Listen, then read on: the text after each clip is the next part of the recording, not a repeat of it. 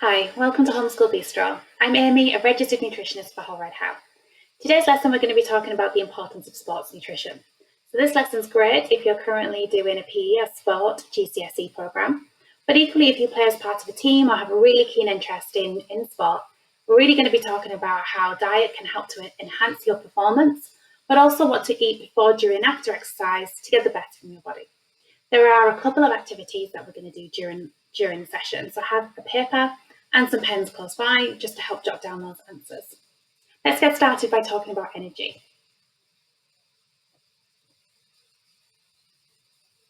When we start exercising, our body needs more energy. The reason why it needs more energy is because of three reasons. Your heart starts to beat a lot faster as it needs to pump more blood around the body. Your muscles begin to work a lot harder and therefore they're contracting and require energy to do so. And finally, your lungs are working much faster as they're exchanging carbon dioxide for oxygen, and then that traveling around the body via the blood. These three reasons are the main reasons why when we train, when we exercise, we have to increase our energy intake to help ensure that we have enough to support our body's energy requirements, as well as its normal bodily functions throughout the day. In one of the last nutrition lessons that we posted, we focused on the importance of the Eat Well plate. The Eat Well plate, as you'll remember, sets out the importance of a balanced diet, and it focuses on the 5 food groups that we should be eating every day. Now, when we are thinking about sport, the Eat Well guide is still very, very important. We should still be eating a balanced diet of these 5 food groups. However, what we're going to do today is we're going to focus on 2 of these food groups because they have a particular importance when we're talking about sports nutrition. The first one are our carbohydrate sources, so that yellow part of the Eat Well guide on that circle. And the other one is protein-rich foods. So we're going to look at these 2 nutrients in particular. Then we're going to go on to look at what to eat before, during, and after to really help to enhance performance. So let's focus on carbohydrate to start with. As you know, carbohydrate is the body's preferred source of energy. Our body finds it really easy to break down carbohydrate sources and convert this into the energy that our body and our muscles and our cells need. There are 2 main types of carbohydrates. Simple carbohydrates, which come in the form of sugars, either natural sugars that you find in fruit and milk and dairy foods, or added sugars, things like honey, confectionery, cakes, and fizzy drinks. All of these simple carbohydrates provide the body with a quick release of energy. So in simple terms, our body finds it easy to break these foods down quickly and convert it straight into energy. Complex carbohydrates, things like bread, rice, potatoes, pasta, breakfast cereals, these are our complex and starchy carbohydrates. Our body uses these foods as a slow release of energy because they take a little bit longer to break down. But both of these types of carbohydrates are critical when thinking about the energy that our body needs. When our body doesn't need as much energy, this extra energy can be stored in the body. So the glucose that we get from carbohydrate foods can be stored in the body as glycogen, and this is stored in our muscles and our liver. When we begin exercising, it's really key that we've got lots of this glycogen stored, as it will help to enhance our performance and keep us being able to perform at a high level for longer.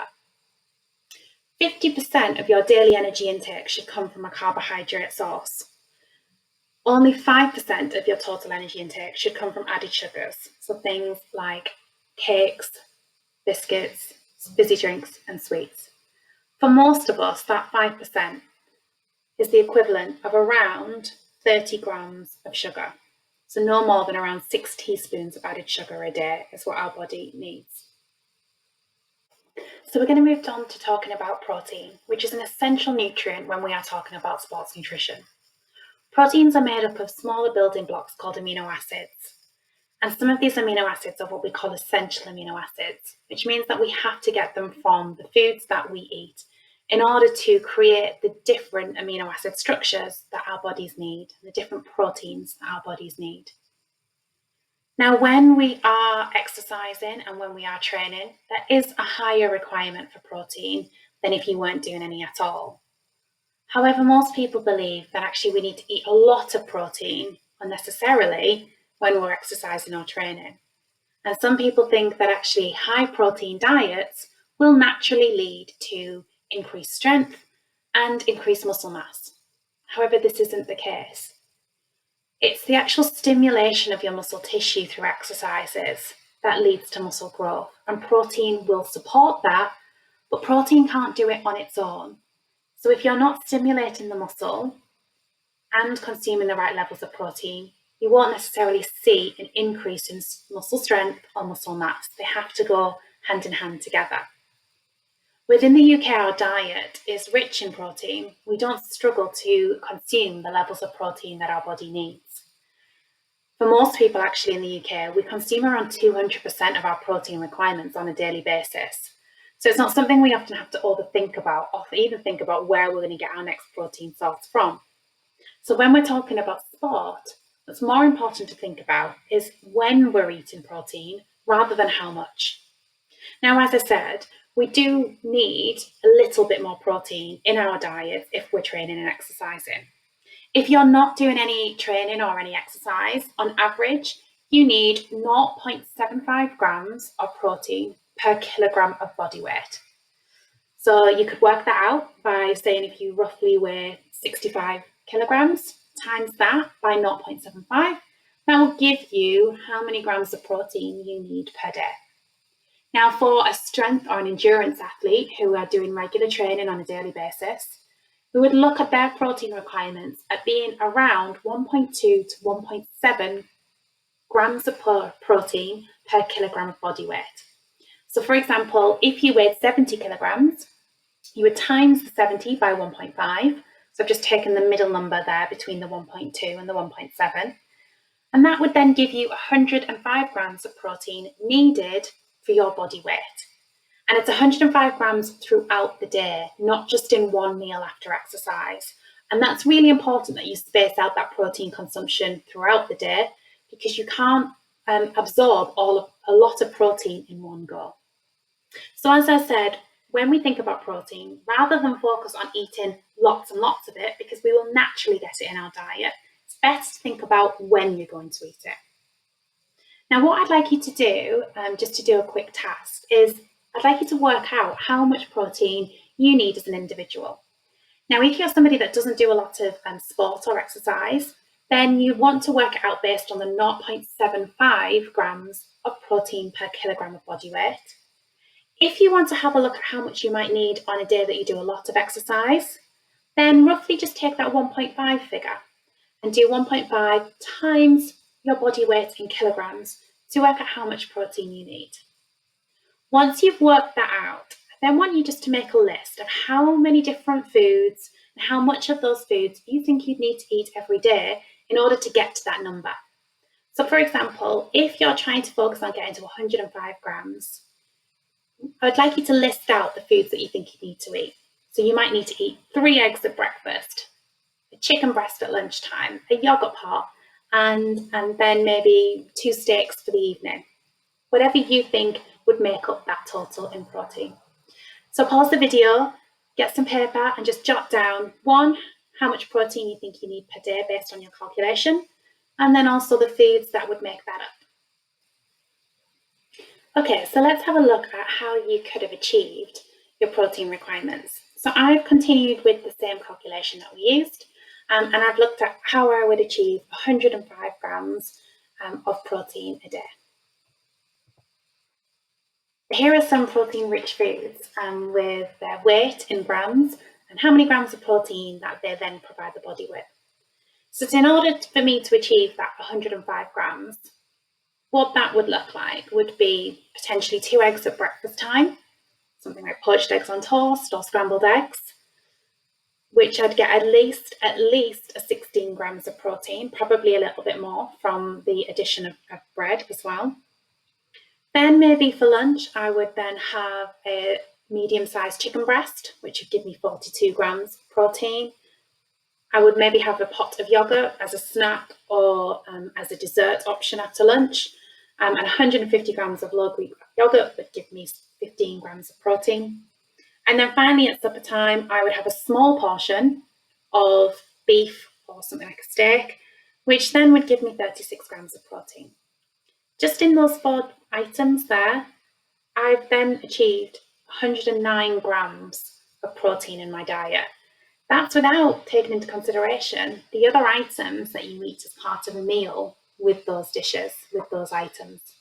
So you can see it's really easy to achieve protein from a natural diet. And we don't need to really overthink or consume it in really large amounts at meal times. There isn't really a need to think I have to eat 2 chicken breasts after I finished exercising, because you're going to be getting a lot of protein, and that's not needed within a healthy diet. Quite often, when we're talking about sports nutrition, people often ask lots of questions about the use of protein supplements. Now, as we said, there is a higher protein requirement when you're in training, but there is no scientific evidence to suggest that excessive protein takes will help benefit your performance or your muscle strength and mass. When you eat something that's rich in protein, particularly after exercise, only 15 to 25 grams of that protein that you eat will ever be used to maximize growth and repair of muscles and of the muscle. Anything extra that you eat from a protein source will probably be used to help restore your energy levels. So therefore, having a really high protein supplement, either a shake or some of the other forms of protein supplements you can get after exercise, isn't going to all be used to help your muscle mass and your muscle repair. Only 15 to 25 grams of it would be used. And as we've just said, when we look at, again, going back to these foods, you can get 15 to 25 grams of protein from any of these foods naturally. So you don't have to rely on having a protein supplement to get your protein requirements. There is a lot of research also to show that eating high amounts of protein can be harmful to your health, particularly over a long-term period, and can cause damage to your bones and to your kidneys. So you're better off really looking at how you can have a natural diet and get all of your protein requirements from your foods and drinks that you naturally consume as part of a balanced diet. Thinking about that Eat Well guide, and thinking about the different proportions of the food groups that you need. What we're going to do now is we're going to move on to talking about what to eat before, during and after exercise. We're also going to touch on the importance of hydration, because we can't forget about the importance of fluids and how important that is whilst you're exercising.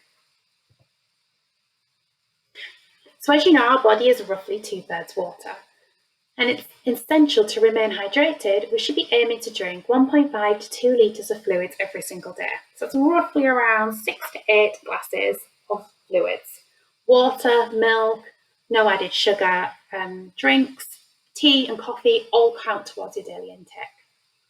When you are exercising, it is essential that you are consuming more fluids, because you are losing fluids through your sweat, and we must replace them in order to prevent dehydration. The more exercise you do, the more fluids that you need. When you begin exercising, it's essential that you start exercising when you're already hydrated. The worst thing you could do is begin exercising dehydrated, because it's only going to naturally make you worse. Just try and make sure that you've had plenty of fluids leading up to when you begin your training or your exercise. So we're going to move on to talking about what to eat before, during and after exercise, because you have different requirements depending on what stage of training or exercise you're at. It's different nutrients that your body should be benefiting from at different times. So what we're going to do is we're going to break each one down, and then by the end of it, we're going to have a look at the types of foods that you could be including in your diet every day. First of all, let's look at what we should be eating before exercise, before we begin training. As you will have realised from us talking about carbohydrates, the key nutrient at your pre-training nutrition stage is starchy carbohydrates. It's all about getting energy into your body, that energy that you're going to need to be able to perform at your best. Now, ideally, you should be eating around 2 to 3 hours before training, and that should be a starchy carbohydrate-rich meal. So something that's going to give us low glycemic index carbohydrate. And what that means is that it is slowly broken down in your body, and all of the glucose that you get from that food whilst it's being broken down will be naturally stored as glycogen in your muscles and in your liver, ready for when you've got a lot of energy requirements, i.e. when you begin training. So ideally, you need to be thinking about rice, potatoes, breakfast cereals, porridge and oats.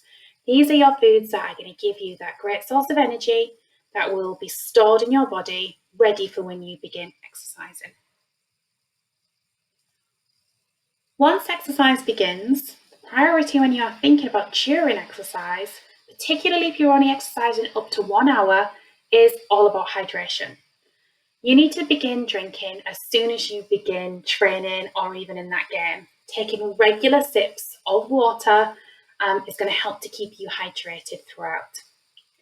If you're only exercising up to 1 hour, and if you've had that really great meal before you start, you're not going to need to have any snack or any type of energy during exercise because your stored glycogen levels will be enough to be able to source all your energy throughout that hour stint. If you begin exercising for over an hour and it's quite a moderate to high intensity, that's when you may need a little bit of an energy top up to help delay fatigue as you get to the end of your training or at the end of your game. So ideally around 30 to 60 grams of carbohydrate per hour is all you need to help really keep you topped up of energy. And ideal things at this time, opposite to what you had before exercise, which was low glycemic index. During exercise, you want things that are high glycemic index. So that means that they are broken down and their energy is used very quickly from those foods. So the glucose is released really quickly from the food to use as a source of energy. Some good ideas for this are cereal bars, particularly if they've got things like dried fruit in them and a little bit of syrup to keep the oats together. But that way you've got a bit of a combination of something that's a simple carbohydrate, therefore it's a quick release of energy, but then the oats as well, which are a starchy carbohydrate and a slow release of energy. So you're getting the best of both worlds with that. But also bananas are a great source of quick releasing energy. So great just to have a bite of and then go back to when you can. Alternatively, you can use things like sports drinks, so an isotonic drink. And an isotonic drink is a fluid that has some carbohydrate as well as some electrolytes in it that will help your cells not only to hydrate, but you'll also take in that carbohydrate to help you get that source of energy. And what's very, very important is that you don't drink things that are really high in sugar, so fizzy drinks or energy drinks, because they're not going to help you with hydration. They're only going to give you lots of sugar, which right now, when you are exercising, you need to be taking in fluids as well as a little bit of carbohydrate. So really do think about that and just go for your isotonic drink rather than anything else at this time. And water throughout exercise is key. Finally, when we're thinking about post-training nutrition, it takes approximately 20 hours for your body to fully replenish those lost and depleted glycogen stores. So if you've trained at your max for that hour to an hour and a half, you're going to have used up all of your energy stores. And that takes a little while to replace. But you've got a really key window to do that. And that's within 2 hours after you finish exercising. That window is the perfect time to really kind of boost your post-training recovery. At this time, that is when your meal needs to be carbohydrate and protein. Now, the reason why you would have both at this time is the carbohydrate food that you eat is going to help to replenish what you've lost as energy stores in your muscle and in your livers. And that protein-rich food is going to help to repair that muscle that's been stimulated through exercise. So by having them both together in the same meal, it means that the nutrients are doing their preferred roles. Carbohydrate is replenishing your energy, and protein is helping to repair your muscles. Now you should be aiming to consume around 1 gram of carbohydrate per kilogram of body weight at this time. So again, if you weigh about 70 kilograms, think about having a portion of pasta. It's going to give you that perfect amount of carbohydrate straight afterwards.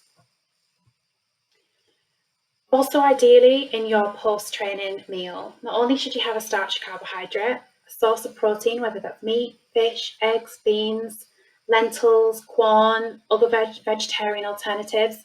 It's also really important to have a source of vegetables or salad. They provide your body with such an array of vitamins and minerals that are needed for small things in the body, but things like vitamin C can help with muscle recovery as well and help to remove some of that lactic acid. So make sure you're having vegetables as part of that meal. What I'd like you to do now is a quick task, thinking about what we've just said. What I'd like you to do is think about something that you would eat before you begin exercising. So something that is rich in starchy carbohydrates, preferably something that's a slow releasing carbohydrate. Think about a meal that you would have before exercise. Then think about a meal that you'd enjoy eating after exercise. And you might want to break that down into 2 stages. You might want to break it down as a meal that you would have at home when you've got the opportunity to sit down with your family and eat a full meal. You also might want to think about some snack ideas that, just in case you're traveling back from a game or you're traveling back from the gym, what could you eat whilst you're en route? Bearing in mind how important it is to start replenishing your energy and recovering from training as soon as possible. You might not be able to wait until you get home for a full meal. So pause the video and just jot down some meal ideas that take into consideration what we've been talking about. Great, so now that you've jotted down some ideas, let's have a run through some meal ideas that you could think about. So thinking about before exercise and the key nutrient being carbohydrate. Some of these meals are a perfect pre-sport, pre-exercise meal. If it's on a morning, something like porridge with low-fat milk and fruit, whole grain toast and baked beans, and some muesli. These are all excellent ideas for kind of a pre-exercise meal. Thinking about lunchtime, there are so many different foods that you can eat to be able to give you that source of carbohydrate. A jacket potato with tuna and some salads can give you a great source of carbs. But equally, if you had something like lentil and vegetable soup with a whole grain bread roll, you're going to be getting some carbohydrate from that meal too. When you're thinking about post-training meals, some of the ideas that I've listed in that dinner section, things like a chili con carne where you're using minced beef, you've got kidney beans, chopped tomatoes, and then brown rice, is an excellent meal idea where you've got the starchy carbohydrate, you've got the meat for your protein, but you've also got some vegetables in there with the tomatoes and kidney beans. Equally, salmon with new potatoes and vegetables is a really nutritious meal that gives you protein, carbohydrate, as well as the vegetables. So you can see it's really easy to put together those meals when you've got the opportunity to sit down straight away after you've finished exercising. What can be a little bit harder is when you are traveling back from a match or a game or back from the gym and you're not able to eat straight away. Some of the ideas that we've listed there for snacks are really great things to eat quickly that will help you to start recover straight away. Things like hummus with pita bread and vegetable sticks give you protein and carbohydrate. So would having something like a low-fat milk drink, maybe a milkshake, an unsweetened milkshake, which gives you then protein from the milk as well as carbohydrate. A low-fat smoothie would give you, again, if it's made with yogurt, you'd get some protein from the yogurt, but you'd also then be getting some carbohydrate from the fruit. But even something like a sandwich that you might be able to keep in your bag with wholemeal bread, and then it may have a tuna filling or a chicken filling, as long as you haven't had it sitting in your bag for over 4 hours, and that will be fine to eat then as well. So have a look at that list in a bit more detail, pause the video if you want to, obviously just make some notes, but these are some great ideas of what you can eat before, but then also after training. So finally, just to summarise some of the key messages from today. Always remember to follow the Eat Well guide when you're thinking about what a healthy diet looks like, and that is a huge part of sports nutrition as well as everyday life. Always remember to eat your 5 portions of fruits and vegetables every day. Every meal should have a portion of starchy carbohydrates to give us that energy source, and wherever possible, you should be trying to consume whole grain varieties to be able to get that extra fibre content into your diet. Eat a variety of protein-rich foods. Okay, you don't just have to eat meat every meal. Have different fishes, have different protein alternatives like pulses and lentils, and to ensure that you're getting the right protein that your body needs. Aim to eat around 2 to 3 hours before you begin training. And when you're thinking about before training, it really is all about the starchy carbohydrates to ensure that your glycogen stores are maxed and you've got plenty of stores of energy ready to go. Always think about your fluid intake. Aim to drink 6 to 8 glasses of water throughout the day, and make sure that when you begin training, you're fully hydrated and that you're not trying to catch up when you already begin training. And finally, after training, focus on your starchy, carbohydrate and protein-rich meal together to help recovery. Remember that key bit is that they should be consumed together so that they do the right jobs in the body. Carbohydrate to help restore your energy levels, protein to help with your muscle repair and growth. Thank you very much for listening to the sports nutrition lesson today. Please keep coming back to our YouTube channel because we are going to keep adding more videos on nutrition and sustainability. Thanks.